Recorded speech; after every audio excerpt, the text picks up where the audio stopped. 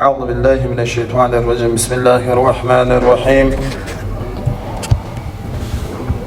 Elhamdülillahi rabbil alamin vel akibetu lil muttaqin. Allah'ımızı müttakilerden qərar versin inşallah. Ve biz keçən mövzularda ki 3 dənəni saydıq ki bunlar gözəldir. Bunlardan daha da gözəli bunlardır.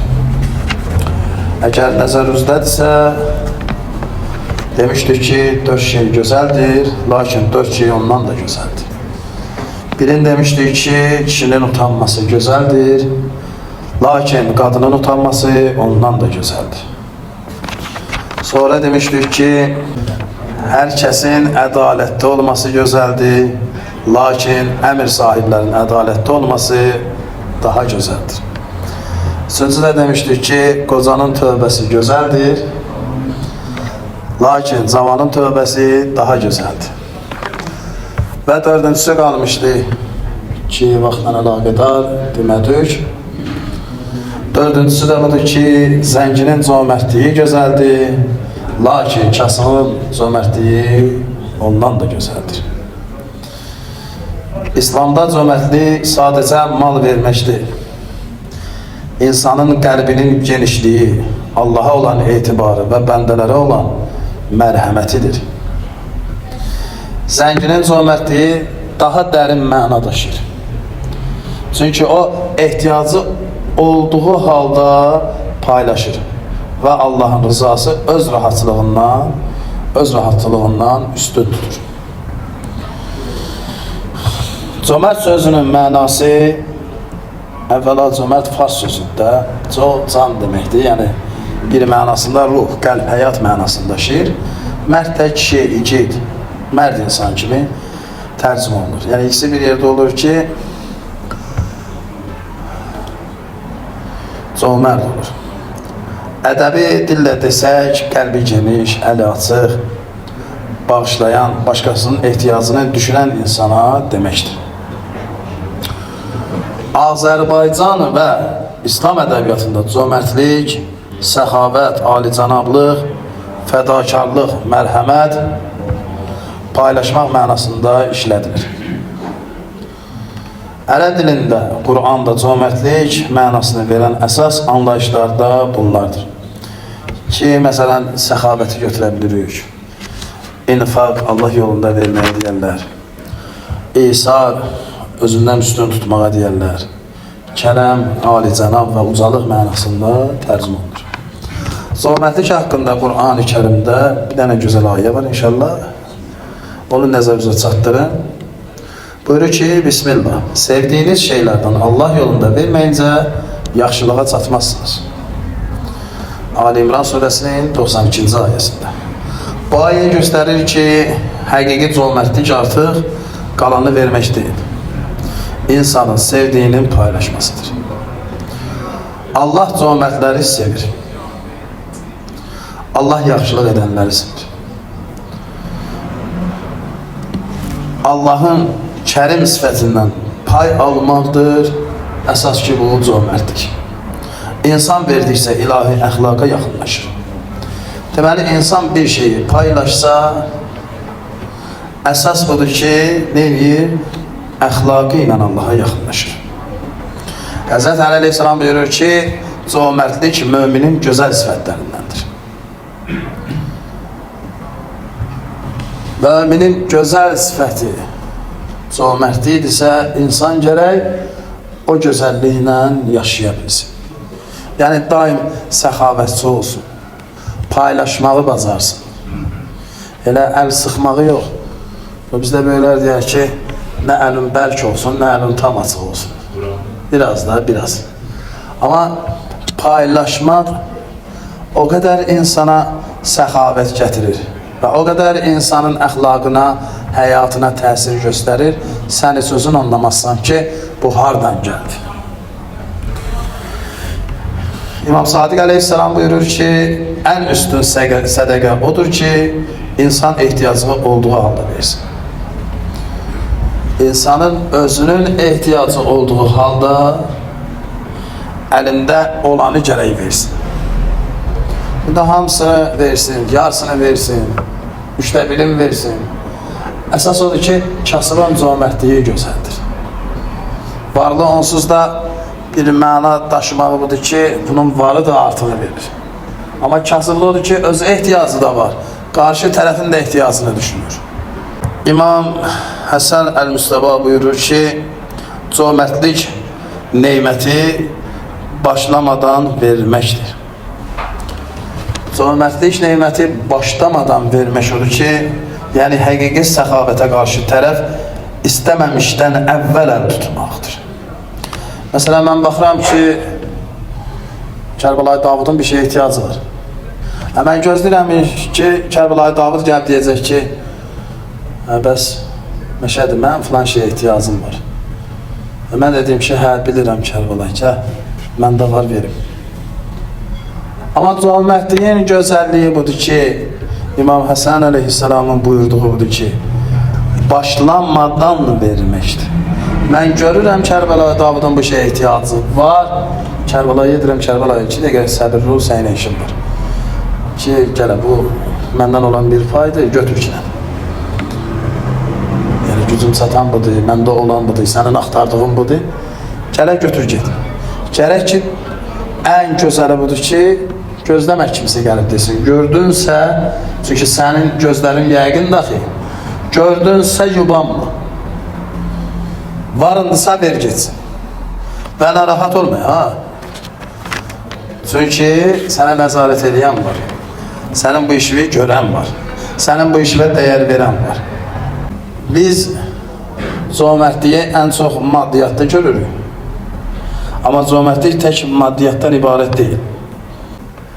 Ən böyük cömertliyin özü birinci budur ki, qəlbdə kin saxlamamaqdır. Mərd o şəxsdir ki, qəlbində kin saxlamasın. Oldu, keçdi, qutardı. Sənə bir hörməsliyi dəydi, məcburən dəydi, qəsdən elədi. Yoxsa nə etdi? Sən çox düşünmə. Sən çox düşünmə. Ver getsin. Qəlbindəki kini ərit getsin. Əgər qəlbində kini əritsin, qəlbində kin saxlamasın, insanları bağışlamağı bacararsan. İnsanları bağışlamağı bacarsan, sevgili insanlara qarşı əsirgəməzsən. Sevgili verərsən. Hər bağışlamağı bacararsan. Və sevgili verdiyin təqdirdə də mütləqdir. Qarşı sevgi görəcəksən. İnsanın özündən görməsən də, onu yaradandan və zamanənin höccətindən qarşılığı görəcəksən. Bax, bu amalda çalışsan, mən belə düşünürəm ki, qəlbində nə kin olar, nə küdurət olar, nə nifrət olar, nə özün qaraqabaq olarsan. Böyük ariflərdən biridir ki, əlində olanı vermək səxavətdir, qəlbində olanı vermək isə məhəbbətdir. Çünki qəlbində olanı sevgi ilə verirsən axı. Kasıbın cömertliyi burada daha böyük görünür. Çünki o verdiyi zaman nəfsinin qorxusunu sındırır. Məsələn, mənim özümün də ihtiyacı var da və yaxud məndə də əlimdə imkan çox zəifdir. Və yaxud mən verərəm, özüm neyləyərəm. İstər mənəvi baxımdan baxsan, mən birdən bunu çox istəyərəm, o birisi paxıllıq edir. İstər sevgi anlamında olsun, istərsə də maddi anlamda olsun. Kasıbın cömertliyi varlığın cömertliyindən daha gözəldir. Gərək bunu bacarasın. Zəngin verəndə malından azalır. Fəqir verəndə isə nəfsindən azalır. Çünki kasıbda nəfs qoymur axı verəsən. 2 manatım var, birdən evdən bir şey istədilər. Saxla özündə. Sən də deyirsən ki, hə düz deyir də, birdən də indi.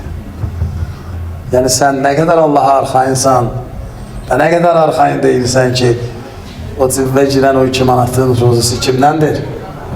Və qorxursan onu çıxartmağa, birdən geri dönməz. Mesela Allah yolunda bir dəfə edirdin, 10 dəfə qaydırdı. Elə de o. Birdən qayıtmadı. Görürsünüz. Deyir, günlərin bir günü karvan gəlir səhradan. Səhra quldurları bunların qabağını kəsir. Neçə müddətdə indi o hansı əraziyə düşür, o zehnimdə deyil. Oradan karvan keçməzmiş. Səhra quldurları da acımış. Və karvanın qabağını kəsirlər, bütün qır, qızıl, yemək, ehtiyac nə var hamısını götürür. Bir orta bab yaşlı kişinin də sumkasını açır, görür dəri üzərində bir ayət-ül kürsü var. Deyir, bu nədir? Deyir, ayət-ül kürsüdür. Deyir, bildim, yəni sumkadan niyə qoymusan? Deyir, mən Həzrət Peyğəmbər sallavatullahdan eşitmişəm ki, ayət-ül kürsünün üzərində gəzdirəni nə özünə, nə malına, nə də çevrəsinə ziyan gəlməz. Quldur başçı deyir ki, nə götürülmüsünüz karvandan qaytarız, bunu yola salırız, yetsin. Quldurçular deyir ki, nə edirsən? Biz onsuz da əziyyət çəkirik. Neçə günlərdir yemək yemirik. Heç nəyimiz yoxdur. Buna hara bıraq? Quldur başçı onda deyir ki, biz mal oğrusu yox, əqidə oğrusu deyilik. Onun əqidəsi oradadır ki, ayət-ül kürsünü qoruyar. Amma həqiqətdə qorudu ya. Batini mənada qorudu. Zahirdə bu oldu ki, biz mal oğrusu yox, əqidə oğrusu deyilik. Qoy onun əqidəsi zədələnməsin. Baxız geçsin. Bax, bizdə də həmin misaldır ki, birdən verərəm, qayıtmaz ha. Nə olar? Amma desən ki, Allah inancın yoxdur. Yox, məndən qabaq mənə deyəsən, əstağfurullah, nə sözdür? Varsa, niyə bək saxlamısan? Külək aparar.